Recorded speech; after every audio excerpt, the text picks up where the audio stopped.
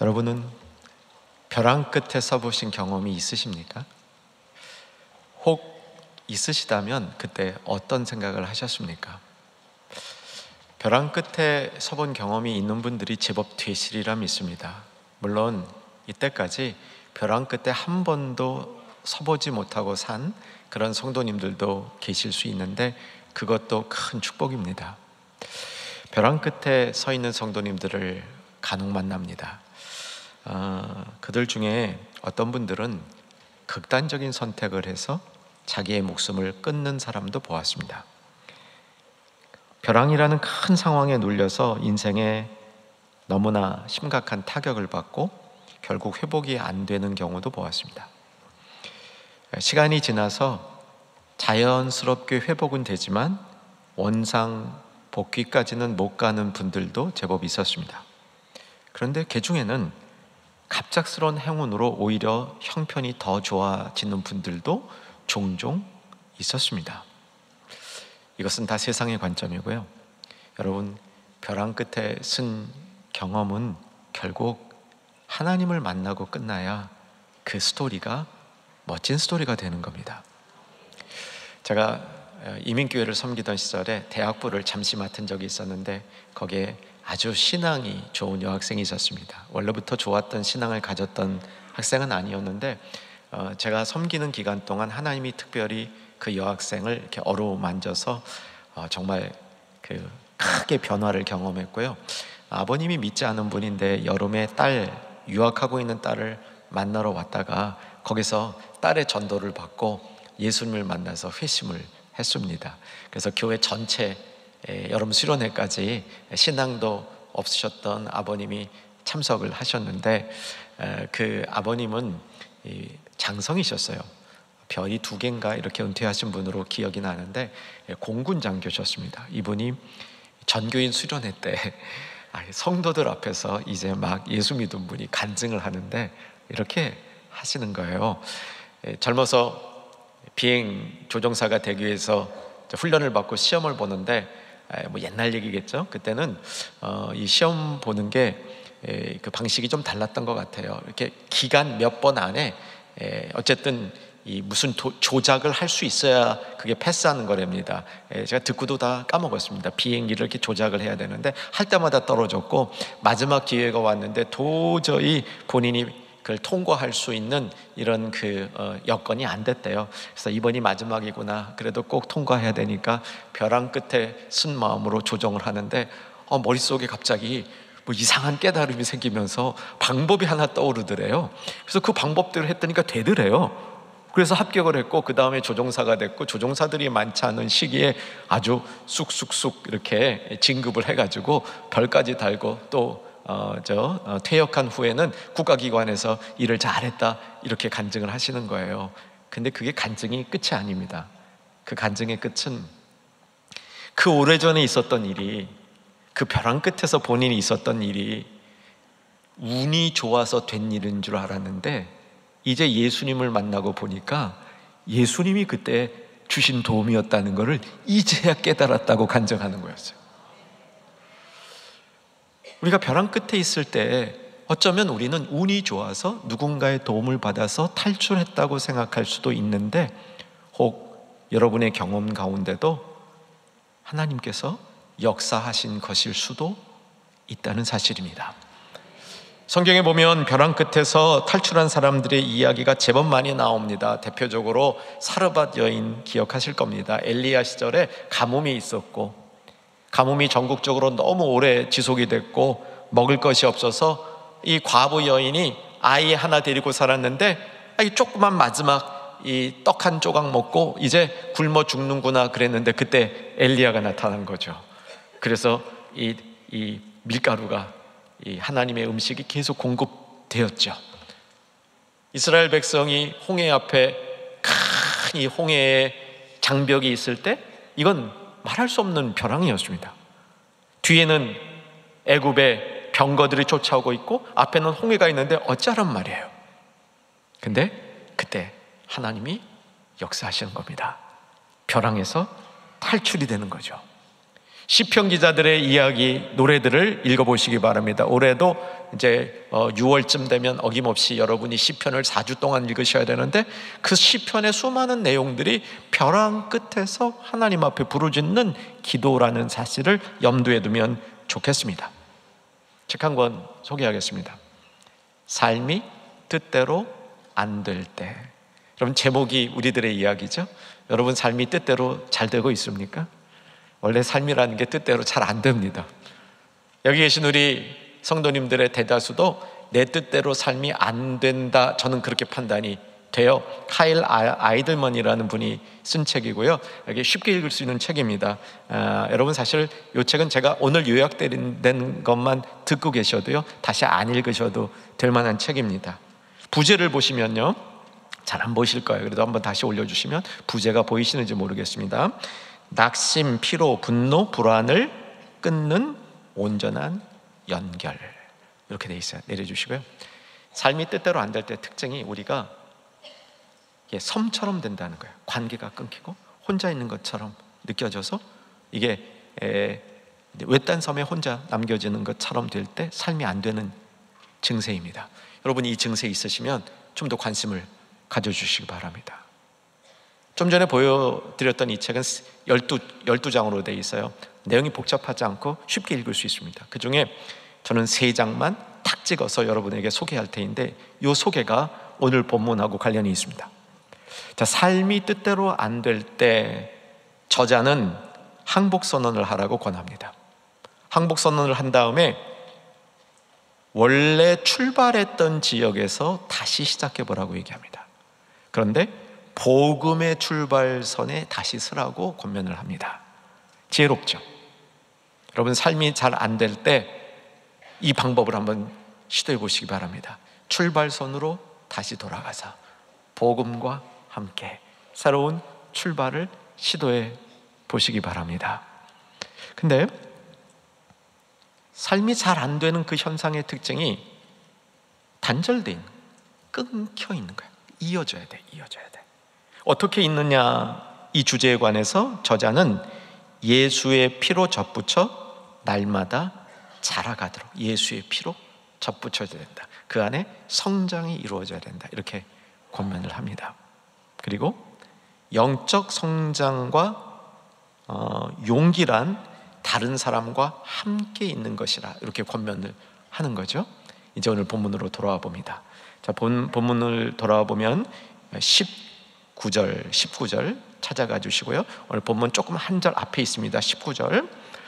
자, 제가 읽기 시작합니다. 이에 그 두 사람이 베들레헴까지 갔더라. 베들레헴에 이를 때 온 성읍이 그들로 말미암아 떠들며 이르기를. 주인공이 등장합니다. 나오미냐, 이가 나오미냐 하는지라. 자, 여러분, 여기까지 읽었는데 앞에 이야기가 어떤 이야기인지 대략 감은 잡히시나요? 제가 너무 빨리 나가는 거 아니겠죠? 일단 그럼 테스트를 하고 가겠습니다. 자, 19절에 이 그 두 사람이 베들레헴까지 이르니, 두 사람이 누구죠? 나오미하고 룻이죠. 됐습니다. 제가 안심하고 진행하도록 하겠습니다. 나오미와 룻이 베들레헴에 돌아왔습니다. 이들의 고향이죠. 사실은 나오미의 고향입니다. 베들레헴이 룻의 고향은 아니었습니다. 베들레헴을 떠났다가 다시 베들레헴으로 돌아오는 장면입니다. 그러니까 나오미, 이제 오늘 살펴볼 나오미의 인생이 매우 심각하게 꼬였습니다. 심각하게 꼬인 나오미는 오늘 본문에서 고향으로 돌아올 결심을 하고 고향으로 돌아와서 다시 새 출발을 하는 장면입니다. 여러분, 이때 고향 사람들이, 베들레헴 성읍에 있던 사람들이 나오미를 맞이합니다. 이 여인이 나오미란 말이야? 이런 기분이죠. 여러분, 여기서 한번 추측을 해보시기 바랍니다. 이때 고향 사람들이 나오미를 맞이할 때 이들의 마음속에 반가움이 많았겠습니까? 아니면 조롱이 많았겠습니까? 여러분, 자유롭게 생각하시기 바랍니다. 옆 사람과 의견이 다르다고 싸우지 마시기 바랍니다. 이건 열려있는 질문입니다. 이럴 수도 있고 저럴 수도 있는 질문입니다. 사실은 두 가지 마음이 다 있었을 가능성이 매우 높습니다. 나오미라는 여인이 어떻게 된 여인이냐면, 앞의 이야기들, 지금 이제 한 20절이 조금 안 되는 이야기를 살펴보게 되면 이 여인이 살고 있던 베들레헴에 흉년이 들어서 먹을 게 없었습니다. 아주 의지할 만한 남편이 있었던 것 같아요. 제법 유능했던 것 같아요. 아들 둘이 있었고요, 이 아들 둘과 남편 함께 먹을 것이 있는 곳으로 이주합니다. 여러분, 이것도요, 자신감 있는 사람이 하는 겁니다. 아무나 할 수 있는 일이 아니었죠, 당시에. 근데 거기에 가서 약 한 10년 동안 살면서 세상에, 남편 죽고요, 아들 둘이 결혼을 했는데 차례로 다 죽어요. 그래서 살 길이 없어진 겁니다. 오히려 그쪽은 점점 삶의 환경이 안 좋아지고 고향 베들레헴에는 먹을 게 있다는 얘기를 듣고 다 정리하고 고향으로 돌아오는 이야기입니다. 한 10년쯤 걸린 것 같아요.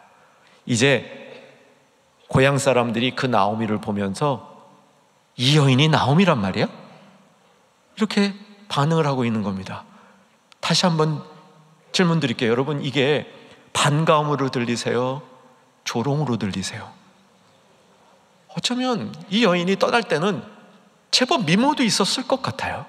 그 마을에서는 그래도 나오미 그러면 알아주던 여인이었을지도 몰라요. 그런데 이렇게 초라한 모습으로 돌아오는 이 여인이 과거에 그렇게 잘 나가던 나오미냔 말이야? 이런 의미가 포함되어 있을 수도 있겠습니다. 어떤 분들은 나오미가 이제야 봤구나, 반갑다, 이런 마음 가진 분들도 있겠죠. 자, 여러분, 이번에는 나오미의 마음을 한번 짐작해 보십시다. 이것도 짐작입니다. 여러분, 이때 나오미가 나는 이제 새 출발하리라, 어떤 일이 있어도 이제 새 출발하리라, 나의 과거의 아픔은 싹 잊었고 이제는 출발하리라, 이 마음만 있었을까요? 아니면 돌아오긴 돌아왔는데 불안하고 좌절이 되고 고향 사람들 보니까 면목도 없고 창피도 하고 내가 이러고 살아야 되나? 이런 마음 있었을까요? 여러분 생각은 어떠세요? 싸우지 마시기 바랍니다. 사실은 학자들도요, 이렇게 해석하는 학자도 있고 저렇게 해석하는 학자도 있습니다. 저는 그럼 어떻게 보느냐, 두 가지 마음이 다 있었다고 보여요. 그리고 그 이유는 이 성경이 쓰여질 때 성경의 저자는 이미 우리가 읽으면서 우리 가운데 어떤 사람은 이런 모습으로, 어떤 사람은 저런 모습으로 나오미를 보면서 자기 환경에, 나의 경험에 자신을 대입시키고 있도록 이렇게 열어둔 것은 아닌가 하는 생각이 듭니다. 저는요, 나오미에게 두 가지 마음이 다 있었다는 생각이 들어요. 다시 출발하자, 이제는 새로운 시작이다, 그런 마음으로 돌아왔지만 여전히 그의 마음속에 이해 안 되는 부분이 있었고, 분노가 있었고, 좌절이 있었고, 두려움이 있었고, 불안도 있지 않았나, 이런 잠정적 결론을 내립니다. 어쨌든 나오미의 마음이 편치 않았습니다. 자, 이제 오늘 본문의 핵심절 두 절을 볼 텐데, 나오미가 자신의 형편을 이제 토로하는 겁니다. 자신의 형편을 진솔하게 드러내고 있습니다. 20절에서 21절인데 잘 읽으셔야 되는데, 읽기 전에 제가 팁을 드리겠습니다. 이 내용은 소위 햄버거 혹은 샌드위치라고 생각하셔도 좋아요. 빵이 있고 내용물이 있고 빵이 있습니다. 그러니까 1번, 2번, 3번 세 가지 내용이 나오는데 1번과 3번이 같은 내용이고요, 가운데 다른 내용이 하나 껴 있습니다. 그 내용이 중요한 내용입니다. 이해되셨습니까? 근데 이제 구조가 제가 말씀드린 것보다 조금 더 복잡합니다. 이제 여러분의 그 이해력이 필요합니다. 자, 같이 읽을 준비하시고요, 20절에서 21절 제가 안내하는 대로 따라 읽으시면서 구조를 파악해 보십시다. 자, 20절 읽기 시작합시다. 나오미가 그들에게 이르되 나를 나오미라 부르지 말고 나를 마라라 부르라. 이는 전능자가 나를 심히 괴롭게 하셨음이라. 내가 풍족하게 나갔더니 여호와께서 내게 비어 돌아오게 하셨느니라. 여호와께서 나를 징벌하셨고 전능자가 나를 괴롭게 하셨거늘 너희가 어찌 나를 나오미라 부르냐 하니라. 찾으셨어요? 나오미 얘기가 나오죠. 나오미라 부르지 말아라. 나오미란 뜻은 뭐 행복하다, 기쁘다, 뭐 이렇게 이름도 어감이 그렇잖아요. 그렇죠? 나오미 이름이 어감이 좋아요. 그래서 행복하다, 기쁘다, 즐겁다 뭐 이렇게 보시면 되고요. 나오미라 부르지 마라. 뭐라고 부르라고요? 마라. 마라의 뜻이 뭐죠? 인생의 쓴맛을 본 사람이다. 그러므로 내 이름을 나오미라 부르지 마라 얘기하죠. 그 다음, 전능자가 나를 심히 괴롭게 하셨다. 자기 인생을 토로하는 겁니다. 이게 반복되지 않습니까? 21절 뒷부분에 가면 전능자가 나를 괴롭게 하셨거늘 너희가 어찌 나를 나오미라 하느냐? 나오미라 하지 말아라. 반복이 돼 있죠.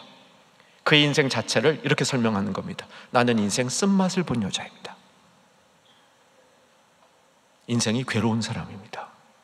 이렇게 고백을 하는 겁니다. 그리고 그 중간에 이렇게 반복되는 중간에 무슨 얘기가 들어가 있냐면 별로 다른 내용이 아니에요. 이 내용을 더 풍부하게 만드는데 21절 내가 풍족하게 나갔더니 고향을 떠난 때는 내가 제법 잘 살았는데 남편도 있었고 아들들도 있었고 그래서 그 중에 우리 마을에서 괜찮은 사람이라 잘 살기 위해서 피해갔는데 그 다음 뭡니까? 여호와께서 내게 비어 돌아오게 하셨더라. 풍족했는데 텅 비었다는 거예요. 꽉 찬 손이었는데 빈손이 되었다는 겁니다. 자기의 인생을 쓴맛으로 표현하고 하나님이 괴롭게 했다고 얘기하면서 다 비었다고 설명하는 겁니다. 이게 고향으로 돌아오는 나오미의 심경이었습니다. 나오미의 인생 요약이었습니다. 여기서 그의 인생에 어떤 쓴맛이 있었고 어떤 괴로움이 있었고 어떻게 그의 인생이 비어져 갔는지는 우리가 알 수 있습니다. 남편 죽었죠? 아들이 차례로 죽었습니다. 굉장한 비극이죠. 이런 인생들이 있어요. 우리들 중에도 있어요.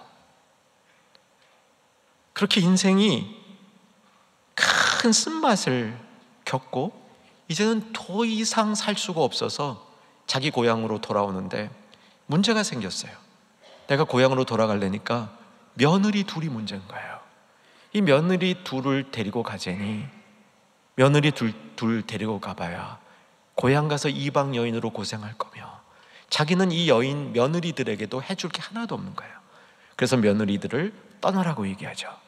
그 장면 한번 봤으면 좋겠는데 룻기 1장 13절 자막 있을 겁니다. 여러분 성경 보셔도 좋아요. 앞부분은 제가 빨리 읽어갈게요. 나한테 소망이 없다. 너희 둘 떠나라. 내 딸들아, 너희 정말 나 따라와봐야 아무 의미가 없다 라고 얘기하는 겁니다. 자, 그 다음 여러분 중간 뒷부분 여호와의 손이 보이세요? 네, 거기 같이 읽을 겁니다. 시작. 여호와의 손이 나를 치셨으므로 나는 너희로 말미암아 더욱 마음이 아프도다 하며 이게 쓴맛을 가진 여인의 고백이에요. 내 마음이 얼마나 아픈지를 표현해 주고 있는 겁니다. 그런데 이렇게 인생의 쓴맛을 겪는 가운데 여기에 뭔가 이 여인이 갖고 있었던 어떤 믿음의 모습이 있어요. 인생의 쓴맛을 겪고 그 아픔이 막 묻어 있어요. 묻어 있어. 불안이 묻어 있어요. 근심이 묻어 있어요. 그런데 이 여인이 놓치지 않고 있는 게 하나 있어요. 다시 한번 그 놓치지 않는 걸 볼 테인데 전능자가 나를 심히 괴롭겠다.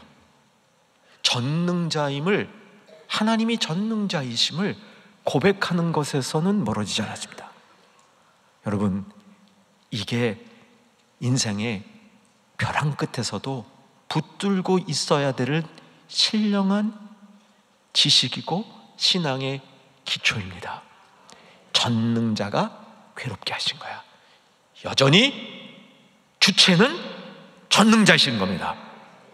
성경에 이 전능자라는 표현이 44번 사용되더라고요. 이 중에 제일 많이 사용된 책은 욥기입니다. 23번째. 욥기가 고난을 당하면서 욥이 고난을 당하면서도 하나님이 전능자인 것은 그대로 인정하는 거예요. 내가 하나님의 전능자의 손 아래서 그의 큰 계획 아래서 그 계획이 뭔지 모르고 그 계획을 제가 지금 경험하는 것이 매우 힘들고 고통스럽지만 하나님의 계획 아래서 나는 고난을 당하고 있다라고 고백하는 것이 전능자라는 표현인 겁니다. 빈손으로 돌아왔습니다. 정말 빈손이 됐죠. 가진 게 하나도 없었어요. 탈탈 털렸습니다. 저와 여러분의 인생에도 털릴 때가 있죠. 많이 속상하지 않아요? 갖고 있는 것이 없어지고 신뢰했던 사람에게 당할 때도 있고, 그래서 내가 지금 존재하는 것이 참 힘들어지는 인생이 털릴 때 그 기분은 참 많이 비참합니다. 그런데 나오미는 완전히 털렸죠. 정말 가진 게 하나도 없을 정도로 털렸습니다. 텅 비었습니다. 근데 여기에 또 놀라운 회복의 기미가 보여요. 어떤 단어인지 같이 봤으면 좋겠는데 21절입니다. 잘 보셔야 돼요. 21절. 내가 풍족하게 나갔더니 여호와께서 내게 비어, 그 다음 단어가 뭐죠? 비었는데 돌아오게 했어요. 제일 큰 문제는요, 인생 털렸는데 돌아오지 않는 사람입니다. 살 길이 없는데 돌아오지 않는 사람입니다. 이게 제일 문제예요. 집을 떠났던 탕자는 아버지 품으로 돌아왔어요. 인생 다 털렸죠. 아버지 재산 받고 나갔다가 금세 다 털렸어요. 근데 아버지께로 돌아가는 길이 있는 줄 알고 아버지께로 돌아왔습니다. 룻도? 아니, 나오미도 빈손이지만 돌아왔습니다. 여기서 문제가 조금씩 해결되는 겁니다. 오늘 나오미가 불렀던 이 20절과 21절의 이야기, 나를 나오미라 부르지 마라, 내 이름은 쓴맛이다. 나는 인생 쓴맛을 경험했다. 전능자가 나를 괴롭게 했다. 내가 나갈 때는 풍족하게 나갔지만 돌아올 때는 빈손으로 돌아왔다. 이 고백은 나오미의 신앙이 이렇게 점점 이게 하나님을 떠나는 것이 아니라 고통 가운데 하나님을 부르짖고 찾으면서 점점 하나님의 믿음 쪽으로 수렴되어져 가는 과정이라는 사실을 배울 수 있습니다. 우리나라 성도님들에게는 이런 성경의 가르침이 친숙하지 않지만 구미의 미국과 유럽의 이 성도님들은 이 가르침을 우리보다 더 잘 알고 있어요. 신앙은 애가를 부르면서 깊어진다는 이야기입니다. 오늘 이 말씀을 여러분에게 좀 더 정확하게 전해드리고 싶습니다. 성경에 보면요, 특별히 시편 기자들의 노래를 보면요, 슬픈 노래를 부르면서 하나님과 점점 가까워져요. 슬픈 노래를 부르면서 하나님께서 멀어지는 게 아니라 슬픈 노래를 부르면서 점점 하나님께로 가까이 가는 그런 신앙을 경험하는 겁니다. 이게 성경에 많이 나오는 부분이에요. 애가라는 말을 정의해 보겠습니다. 이 정의는 제 정의가 아니고 우리 교회도 종종 말씀을 전해주시는 총신대 은퇴 교수이신 김지찬 교수님의 정의입니다. 들어보세요. 애가란 내 삶이 이래서는 안 된다고 부르짖는 고통의 소리다. 이는 한탄이 아니다. 왜냐하면 애가를 부르는 대상이 하나님이시기 때문이다. 하나님 앞에 가서 내 이 속 사정을, 내 아픈 거를 그냥 진솔하게 하나님 앞에 털어놓는 거예요. 여러분, 이런 경험 있으셨어요? 우리는 자칫 내가 신앙을 가지면, 내가 직분이 목사이고, 내가 직분이 장로이고, 내가 직분이 권사이면 고통이 있어도 느끼지 않아야 된다고 생각을 합니다. 그걸 표현하면 신앙이 없는 사람이라고 생각을 합니다. 근데 성경은 그 원리가 아니라는 거예요. 진짜 아프면 그 아픈 걸 가지고 하나님 앞에 나와서 그 아픔을 가지고 부르짖는 기도를 드려보라고 얘기하는 겁니다. 세상을 나가서 임시 방편적인 잠깐 있다가 없어지는 방법으로 위로받으려 하지 말고 하나님 앞에 나와서 나의 아픔과 고통을 진솔하게 털어내 놓으면서 다 내가 왜 아파야 되는지 알 수 없지만, 그러나 하나님과의 그런 교제를 통해서 우리의 믿음이 점점 하나님을 향하여, 천국을 향하여 수렴되어져 나간다고 가르쳐 주고 있다는 사실입니다. 슬픔과 고통을 느끼지 않는 것이 성도의 특권이 아닙니다. 이를 하나님 앞에서 진솔하고 담대하게 토로하고 하나님과 소통하고 그의 임재 안에서 풀어내고 극복하는 것이 참 성도의 모습인 것을 보여주는 거죠. 저는 오늘 나오미가 어떻게 회복됐느냐 이 문제를 살피면서, 왜 룻기에 나오미의 이야기가 나오는지를 살피면서 이 신앙의 모습 우리도 갖기를 도전해 보기를 원하는 겁니다. 정말 나오미가 다 털려서 돌아왔나요? 굉장히 많이 털렸어요. 근데 나오미가 돌아올 때 한 사람 붙어온 사람이 있어요. 누구였죠? 룻이죠. 재작년에 말씀 나눴죠. 룻이 딱 껌붙듯이 붙었다. 이게 붙쫓았더라라는 말, 이 표현이었잖아요. 딱 들러붙은 거예요. 룻이 오지 말라고 아까 막 쓴소리 했잖아요. 얼마나 쓰면 아주 작정을 하고 나오미가 쓴소리한 것 같아요. 근데도 룻은 거기 붙쫓아왔어. 근데 여러분, 이제 이 이후에 2장, 3장, 4장을 보면 룻을 통해서 나오미의 인생이 회복되는 겁니다. 급하니까 룻이 직장에 나가죠. 직장에 나갔는데 좋은 직장을 만난 거야. 거기에 직장 상사가, 직장 주인이 굉장히 선한 사람이야. 그래서 이 모양 저 모양으로 선대를 해주는 거죠. 그러다가 직장 상사가 얼마나 룻이 마음에 들었는지 둘이 사랑에 빠져요. 그래서 결혼을 하고 애를 낳아요. 이런 얘기예요. 근데 이 애가 낳았을 때 얼마나 나오미가 좋았는지 룻기 끝에 가면 나오미가 아가를 낳았더라, 이렇게 끝나요. 나오미 인생이 이렇게 회복되는 이야기인 겁니다. 이게 여러분 사사기랑 관련이 있습니다. 제가 오늘 이번 주에 읽을 사사기에 대한 꿀팁을 안 드렸죠. 시간이 없어서 못 드린 겁니다. 사사기에 대한 이 꿀팁은 드릴 게 너무 많아요. 근데 작년에는 드렸죠. 매우 간단하게 말씀드릴게요. 여러분 이렇게 보시면 돼요. 여호수아는요, 이게 이제 그 중간점이라면 이 그래프가 상승 곡선을 타고 쫙 올라가는 겁니다. 그러니까 인생으로 말하면 최고점까지 단순히 올라가는 거예요. 여러분 읽으실 때 싸울 때마다 이겼잖아요. 하나님이 지략을 주시고 해도 멈추게 하면서 그러고 싸워서 이겼잖아요. 근데 여기까지 올라갔던 여호수아가 사사기에 가면요, 이게 떨어지기 시작해요. 얼마나 심하게 떨어지면 수직곡선으로 떨어져서 평균점 이하 저 바닥까지 내려가. 그래서 사사기 끝날 때 보면 사람들이 질서가 무너져서 제 생각에 옳은 대로 다 행하다 보니까 엉망진창이 된 그런 모습으로 끝나는 겁니다. 대개요, 인생이든 사회이든 이렇게 되면 소생하는 게 매우 어려워집니다. 역정복이라 그래요. 정복하는 건 쉬워도 역정복을 당해서 완전히 역정복을 당하면 또다시 회복하는 게 정말 어려워요. 사무엘상, 그 다음 이야기죠. 사무엘의 등장, 그 다음에 사울 다윗의 등장, 이 얘기는 그게 역전이 되는 거야. 바닥까지 내려갔는데 하나님이 이 바닥에 간 그 이스라엘의 역사를 뒤집어 세우시는, 그 역사를 일으키시는, 이게 사무엘상 책의 주제입니다. 그 룻기는요, 룻기는 사사시대에 있었던 이야기입니다. 사사시대의 이야기는 사사 이야기, 그러니까 이 추락곡선 가운데 있는 거예요. 이 추락곡선 가운데 있는데 룻을 보여주면서 1장까지 추락했던, 탈탈 털렸던, 완전히 빈손이 된 룻이 어떻게 채워지는가 이야기를 통해서 사사기 이후에 전개될 하나님의 회복의 역사를 보여주고 있는 겁니다.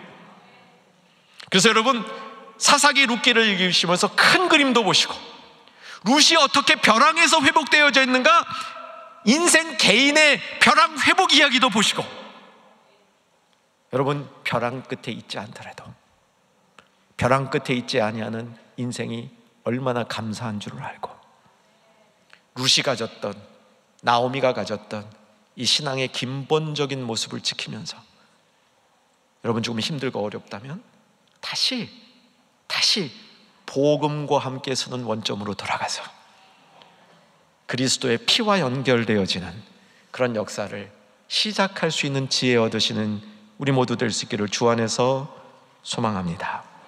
이제 벼랑 끝에 우리는 무엇을 할 것인가, 오늘 말씀을 통해서 배울 점 몇 가지를 살펴보고 말씀 정리합니다. 이 팀 켈러라는 이 시대에 이제 얼마 전에 작고하셨죠. 참 이 시대에 많은 영향력을 미친 미국의 이 복음주의 혹은 개혁주의 설교자이죠. 대단한 설교자였습니다. 이분이 선한 그리스도인이 왜 고통을 당해야 되는지, 왜 알 수 없는 불행 속에 빠져야 되는지 그 이유를 다 알 수 없다라고 얘기합니다. 정답이에요. 저도 똑같이 동의합니다. 불행에 빠지고 고통에 빠졌을 때 그 이유를 다 아는 것처럼 얘기하는 건 오만인 것 같아요. 다 알 수 없어요. 조금은 알 수 있습니다. 다 알면 참 좋을 것 같아요. 그런데 다 모르는 게 인간의 한계이죠.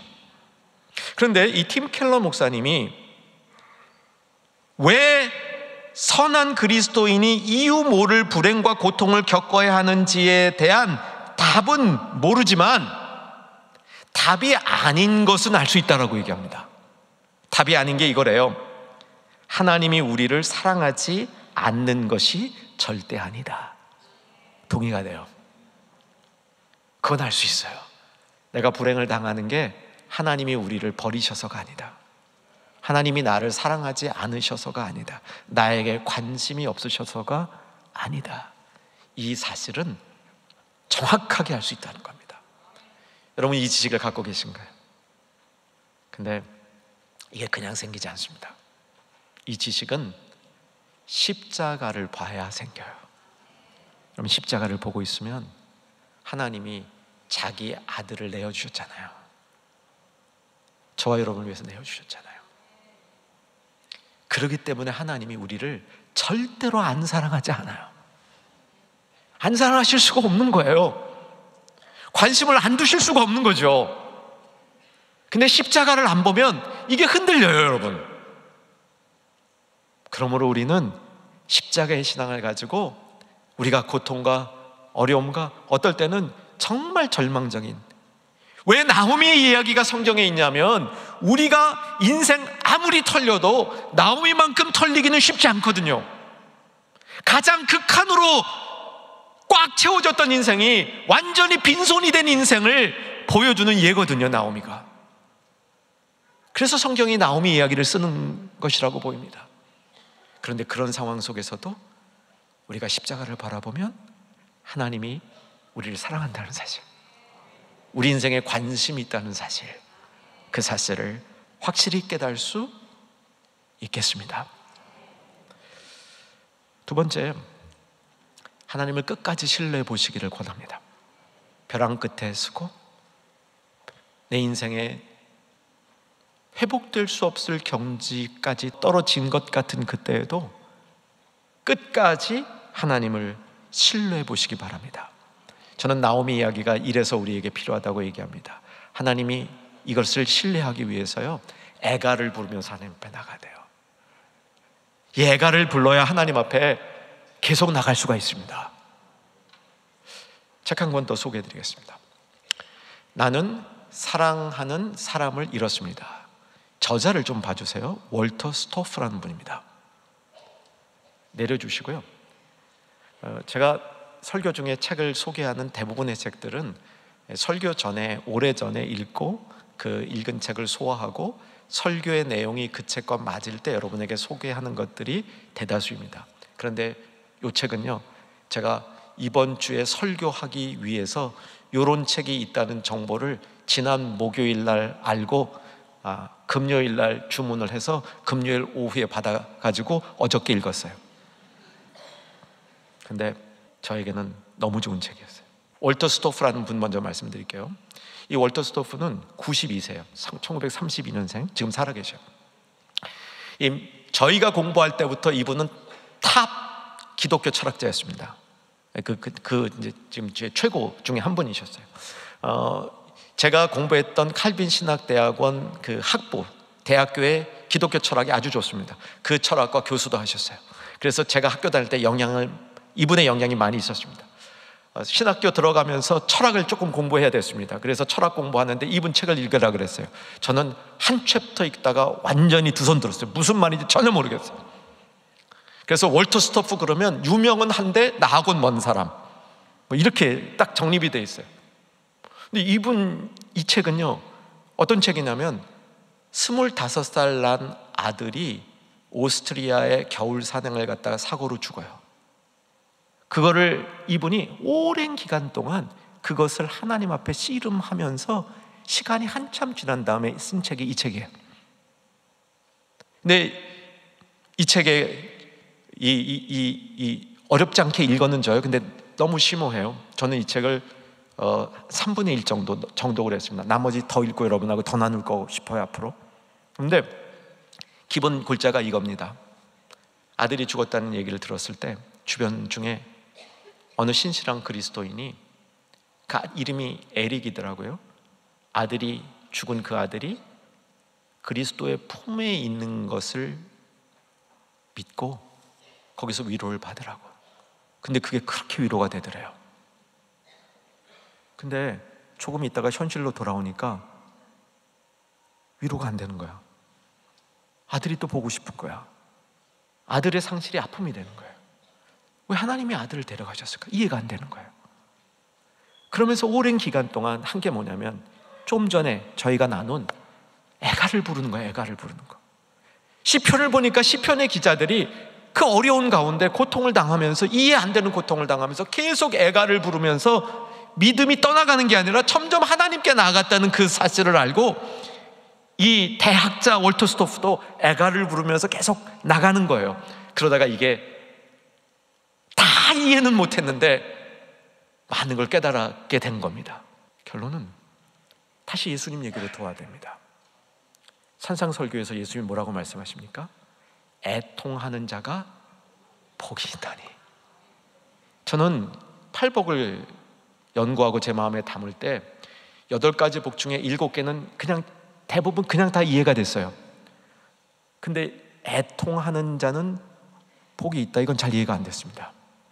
애통하는 자는 복이 있다, 뒤에 무슨 얘기가 나오죠? 그가 위로를 받으며. 근데 이렇게 하니까 이해가 되더라고요. 아, 애통은 천국에도 있는 거구나. 근데 여러분, 이 천국이요, 우리가 죽어서 하나님 앞에 가는 천국엔 애통함이 없어요. 계시록을 보니까 확실히 없어요. 계시록 21장 4절 없다 그랬어요. 근데 우리가 사는 이 땅에 천국이 임해 있잖아요. 우린 지금 천국에 속해서 살고 있거든요. 완벽하진 않지만 이 땅 천국에 사는 동안에는 애통이 거기 속해 있어요. 애통이 하는 자는 복이 있다. 여러분, 나오미를 통해서 애가를 부르는 훈련을 했으면 좋겠습니다. 전능자가 나를 괴롭게 했는데, 내 손이 비어졌는데, 그럼에도 불구하고 나는 계속 나갑니다. 주님께 나갑니다. 다시 현실로 돌아오면 또 암담하고 또 힘들지만 반복해서 계속해서 주님께 나갑니다. 주님의 손이, 주님의 계획이, 주님의 강한 손이 나를 붙들어서 그 자리에 묶어 두실 것을 믿고 나갑니다. 이 이야기입니다. 여러분, 나오미 이야기가 어떻게 되는지 아시죠? 예, 나오미가 2장부터 회복이 돼서 아가를 낳았다. 자기가 낳은 건 아니고요, 며느리 룻이 나왔습니다. 며느리 룻이 아가를 낳았는데 그 아가가 이름이 오벳입니다. 이 오벳이 누구냐면 다윗의 할아버지예요. 오벳의 아들이 이새고 이새의 아들이 다윗인 거예요. 그러니까 이게 이렇게 회복이 되는 겁니다. 여러분, 하나님의 회복은 너무 풍성해요. 후히 주시며 꾸짖지 않아요. 그런데 그것을 얻는 데까지 우리는 때로는 애가를 부르면서 나의 슬픔을 토로하면서, 세상에 토로하지 말고 한탄하지 마시고 주변 사람 만나서 그냥 입담하는 걸로 잠시의 만족 누리려 하지 마시고, 하나님 안에서, 그분 안에서 나의 애통을 담고 하나님 앞에 나아가는, 애통해 하는 자의 복을 아는 성도들 되시기를 주의 이름으로 축원합니다.